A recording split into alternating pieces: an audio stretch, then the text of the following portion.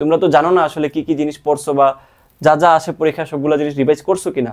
So এটা কিন্তু তোমাদের রিভিশনের একটা মাধ্যম হয়ে যেতে পারে যে আচ্ছা ঠিক আছে ভাইয়ের পিডিএফগুলো অন করে দেখি, পিডিএফগুলো দেখলা যে আচ্ছা এগুলো তো পড়ছি, এটাও কিন্তু একটা রিভিশন হয়ে যাবে। আসসালামু আলাইকুম ওয়া রাহমাতুল্লাহ। আজকে আমি তোমাদের সাথে আলোচনা করব ফিজিক্সে আসলে 3 দিনে কীভাবে 25-এ 24 পাইতে পারো, টেকনিকটা আসলে কি। সো আমি গুচ্ছে নিজেও 24 পাইছিলাম, সো এই জন্য 24-এর কথা বললাম, 25-এ 24 পাইছিলাম। সো সেই টেকনিকটা তোমাদেরকে আমি বলার চেষ্টা করব। আর শেষ 3 দিনের পড়াশোনাটা আসলে অনেকটাই তোমার মেইন পরীক্ষায় তুমি পারফরমেন্স কীভাবে দিয়ে আসবা সেটা অনেকটা নির্ভর করাবে। দীর্ঘদিন যে পড়াশোনা করছো এই পড়াশোনাটা আসলে অ্যাপ্লিকেবল কিনা, যে পরীক্ষার হলে তুমি পারতেছো কিনা, এই জিনিসটা সম্পূর্ণ নির্ভর করতেছে পরীক্ষার ঠিক আগে আগে তুমি কি পড়তেছো। তুমি 3 দিনে এইটাকে রিভিশন করে দিবা খুব ভালো মতো, যাতে করে তুমি একটা ভালো মার্কস তুলতে পারো। ওকে, সো আমি টেকনিকটা একটু বলে দিচ্ছি, খেয়াল করো। 2টা পার্ট আছে। পার্ট কি কি? থিওরি আর ম্যাথ পার্ট। ওকে, তো থিওরি পার্ট আলাদা করে দেওয়ার কারণ এটা যে ফিজিক্সের ক্ষেত্রে মাঝে মধ্যে অনেক বেশি থিওরি চলে আসে, আবার কখনো কখনো ম্যাথ চলে আসে। সো তোমার 2 পার্টকেই ভালো মতো জোর দিতে হবে। কোনো একটা পার্টকে রেখে আরেকটা পার্টকে বেশি বেশি করা, এটা কিন্তু তোমার জন্য অনেকটাই হুমকি স্বরূপ হয়ে যেতে পারে। ঠিক আছে, সো থিওরি পার্টটুকু কীভাবে পড়বা, যেহেতু তোমার হাতে 3 দিন আমি ধরে নিচ্ছি। ওকে, 3 দিন কিন্তু একটা অনেক সময়। 3 দিন কিন্তু 3 দিন না, 3 দিনকে কিন্তু চাইলে 6 দিন করা যায়। কিভাবে? তুমি যদি প্রতিদিন মনে করো এই মুহূর্তে 3 ঘন্টা করে পড়তেছো, সো তুমি যদি ডাবল করে পড়ো তাহলে তোমার দিন ডাবল হয়ে যাচ্ছে। 6 ঘন্টা যদি করে পড়ো, এটা তোমার উপরে যে তুমি কতটুকু পরিশ্রম করতে পারতেছো। তো যেহেতু চান্স হয় নাই কোথাও, তোমাদের আশা করতেছি যে তোমাদের একটা পরিশ্রম করার মেন্টালিটি এই মুহূর্তে ক্রিয়েট হবে। মনের অবস্থা খুব বাজে, আমি এটা অস্বীকার করব না।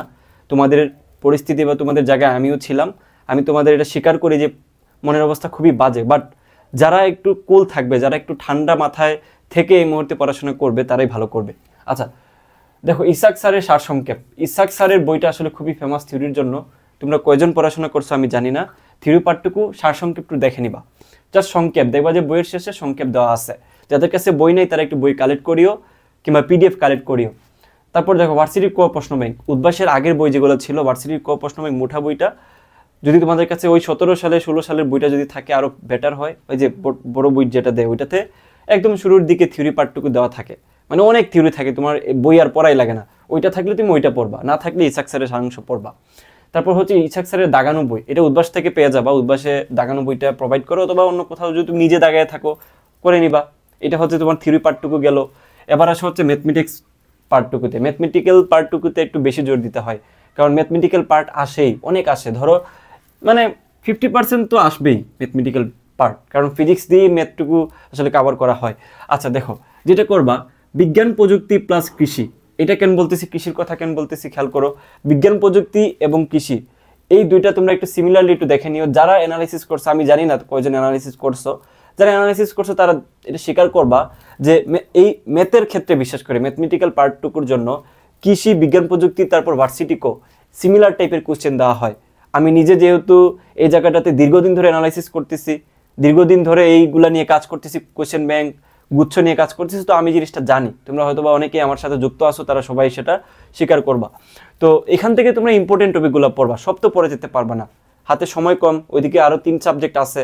সো তুমি এই সাবজেক্টে মানে খুব সিলেক্টিভভাবে কিছু টপিক পড়ে যাবা, কিছু ম্যাথ দেখে যাবা, যেগুলো পরীক্ষায় 100% আসে।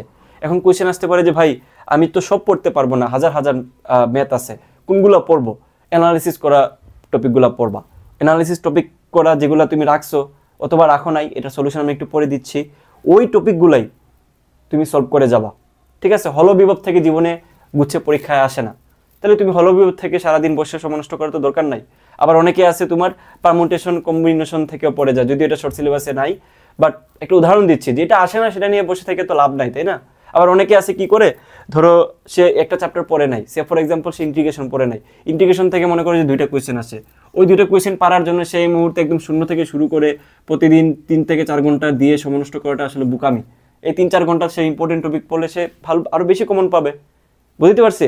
আচ্ছা তারপর দেখো ভার্সিটিতে বেশি বেশি আসা সাল, অর্থাৎ ভার্সিটিতে যেগুলো বেশি বেশি সাল অনুযায়ী পড়বা, যেগুলো বেশি আসতেছে।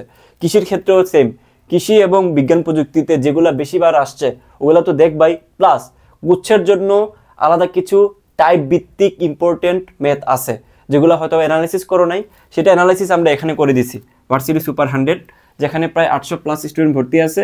আর আমরা এটাকে বলতেছি 7 দিনের রিভিশন। আমাদের প্রোগ্রামটা হচ্ছে 7 দিনের রিভিশন প্রোগ্রাম, বুঝছো? এই 7 দিনের রিভিশন প্রোগ্রামে যারা আগেও পড়ছে, বর্তমানেও পড়তেছে, তাদের প্রত্যেকের রিভিউ কিন্তু পজিটিভ। বিগত বছরে গুচ্ছ থেকে 100+ কিন্তু চান্স পাইছে, তখন চান্স ছিল গুচ্ছের আন্ডারে 100+ কিন্তু চান্স পাইছে, এবং আমাদের মেরিট শুরু হয়েছিল 113তম থেকে। সো তোমরা যারা এই মুহূর্তে শেষ সময় রিভিশন দিতে চাচ্ছ, তাদেরও কিন্তু এটা অনেক বেশি বেনিফিশিয়াল হবে বলে আমি আশা করতেছি। অলরেডি 800+ স্টুডেন্ট ভর্তি আছে, মাত্র 350 টাকা কোর্সের দাম। আর শেষ সময় যেহেতু আমরা ক্লাস কিন্তু ডিউরেশন বেশি নিয়ে নেই, আমরা প্রত্যেকটা ক্লাস মোটামুটি 40 থেকে 50 মিনিটের ভিতরে রাখছি, যাতে করে এই একটা ক্লাস করলেই তুমি ইম্পর্টেন্ট টপিকগুলো সরাসরি সলভ পেয়ে যাও। বুঝতে পারছি? ডেমো ক্লাস থাকবে, ডেসক্রিপশনে লিঙ্ক দেওয়া থাকবে, কমেন্টে নাম্বার দেওয়া থাকবে, হোয়াটসঅ্যাপে জাস্ট একটা ক্লিক করে দিলেই কিন্তু তোমাদেরকে ভর্তি হওয়ার পদ্ধতিটা পাঠানো হবে অটোমেটিক্যালি। সো ওইভাবে ভর্তি হয়ে যায় যদি হইতে চাও, অথবা আমাদের গ্রুপগুলোতে যুক্ত হয়ে ফ্রি ক্লাসের জন্য। ঠিক আছে, এই হচ্ছে ব্যাপার। কি কি পাবা? 7 দিনের সম্পূর্ণ প্রস্তুতি নিয়ে নাও। কিসের উপরে? ফিজিক্স, কেমিস্ট্রি, ম্যাথের উপরে। এই 3 সাবজেক্টে আমরা একদম শেষ করে দিব তোমাদেরকে মাত্র 25টা ক্লাসের মাধ্যমে, বুঝছো? শুধুমাত্র গুচ্ছের জন্য বলতেছি।